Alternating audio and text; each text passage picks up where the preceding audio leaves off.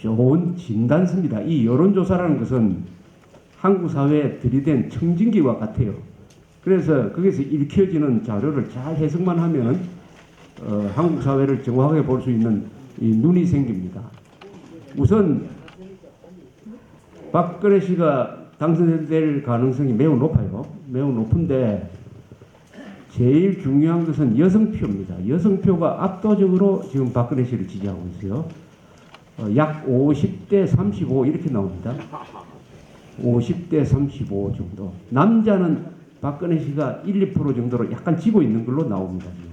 그래서 당선되면은 여성표로 당선이 되었다. 이렇게 볼 수가 있습니다.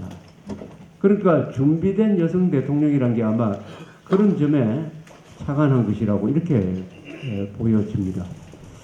여성 대통령이 등장하는 것은 한국 사회에서 아주 대한민국 생기고 나서는 처음이고 우리나라 전체 역사에서 여자가 최고 권력자가 된 것은 이분이 몇 번째인지 아십니까? 네 번째죠. 선덕의 왕, 김덕의 왕, 진성의 왕 다음이죠. 이 세 여왕은 다 신라에서 나왔습니다만은 일본에도 여성 천왕이 있고 미국에는 아직 여성 흑인 대통령 나왔는데 여성 대통령은 없죠. 어쨌든 이것은 한국 역사에서 굉장한 변화입니다. 여성의 인권을 존중하는 세력은 원래 진보 세력이라고 그래요. 그래서 박근혜 씨가 대통령이 되면은 박근혜 씨를 대통령으로 만든 세력은 진보 세력이라고 당당하게 주장할 수가 있어요. 진보 세력. 왜냐? 여성이 우리나라에서 대통령이 된다는 거 20년 전에 꿈꿀 수 있었습니까? 1950년대에 꿈을 꿀 수 있었습니까? 조선조 시대가 되면은 어림도 없죠. 막 그런 의미가 있습니다. 두 번째, 이 서울에 있으면은 부산이 이번 선거에 제일 중요한 관건이다 하는 이야기를 많이 했습니다. 저보고 뭐 걱정하는 이야기를 많이 하는 사람이 있었어요. 그때마다 제가 한 이야기가 있습니다. 지난 총선 때도 그랬고 이번 대선 때도 그랬고 부산은 걱정하지 않아도 된다. 왜냐하면 내가 잘 아는데 내가 부산 사람이고 부산에서 기자 생활을 했고 요사이도 부산에 가서 부산 주민들하고 자주 만나는 편인데 부산은 우리나라에서 가장 정치 수준이 높은 데다. 선거를 가장 잘하는 사람들이 부산 사람이다. 그래서 그거는 걱정하지 말라고 이렇게 이야기를 했는데 저는 뭐 어떤 자료를 가지고 이야기한 건 아니에요.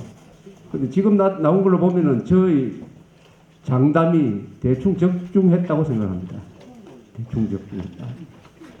지금 약 아마 예측을 하면은 박근혜 씨가 한 65%에서 70% 받지 않을까 이렇게 생각됩니다. 부산, 경남, 울산 뭐 합쳐서 비슷하게 나오지 않을까. 대충 그렇지 않습니까?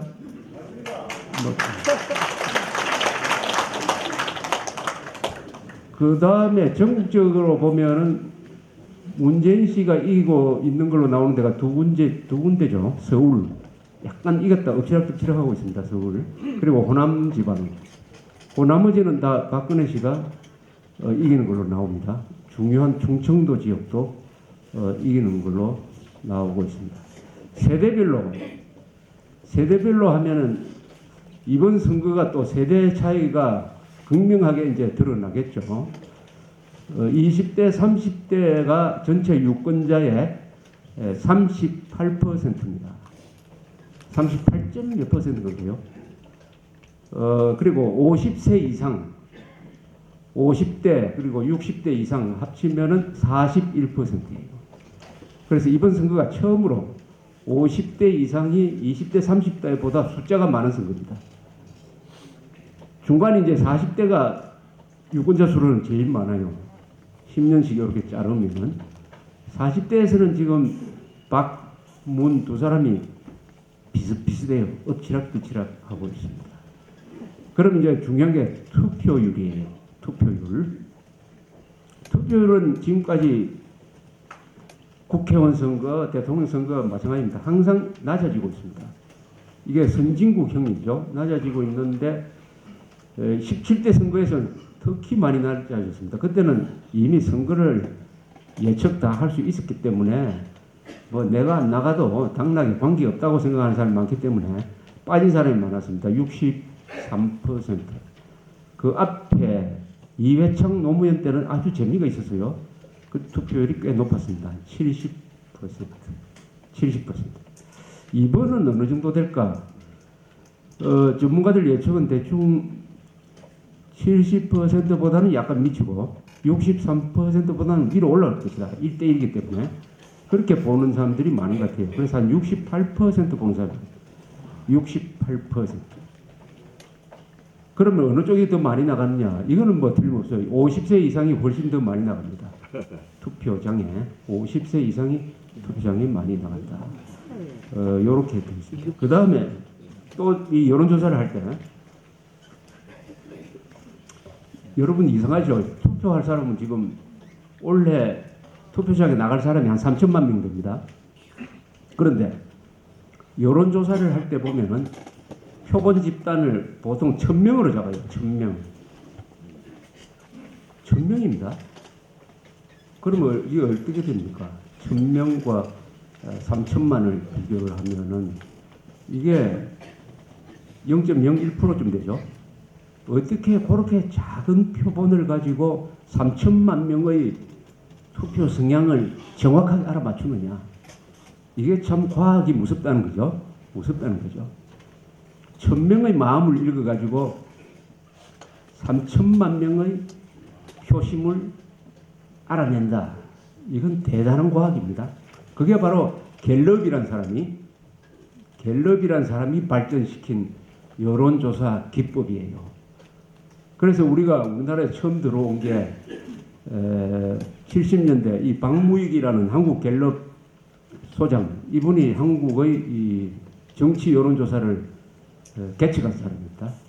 이분은 원래 시장조사, 기업체의 부탁을 받아가지고 시장조사를 하다가 1987년 선거 때 그때 1로 3김 노태우, 김영삼, 김대중, 김종필 이렇게 오랜만에 직선제 선거를 하면서 붙었어요. 그때 민정당에서 여론조사 기법을 선거에 도입을 했습니다. 이 한국갤럽하고 한국갤럽에 의뢰를 해가지고 요새 텔레비전에 많이 나오는 여자분이 한 사람이 있습니다. 김행이라는 분이 있어요. 그 아주 그 여론조사에 대해 설명을 잘 하죠. 그때 민정당에서 이 여론조사를 담당했던 사람입니다. 그때 내가 생생하게 기억나는 게 있습니다.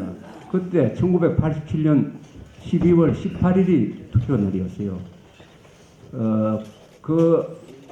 그날 투표를 다 하고 개표하기 전에 전 1시간쯤 전에 이 갤럽에서 전 언론사로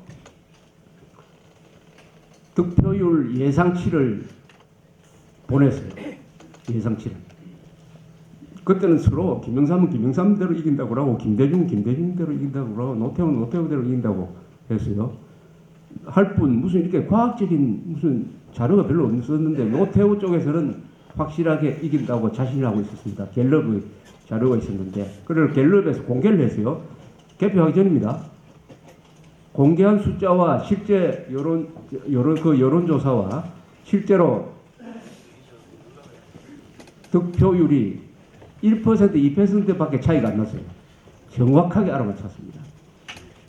그때 36.6%로 노태우가 당선됐습니다. 28%로 김영삼 2등, 27%로 김대중. 김영삼, 김대중 누가 2등 하는 요거까지 정확하게 알아맞혔어요. 그 이후에 한국갤럽이 아주 유명한 명성을 갖기 시작을 했습니다.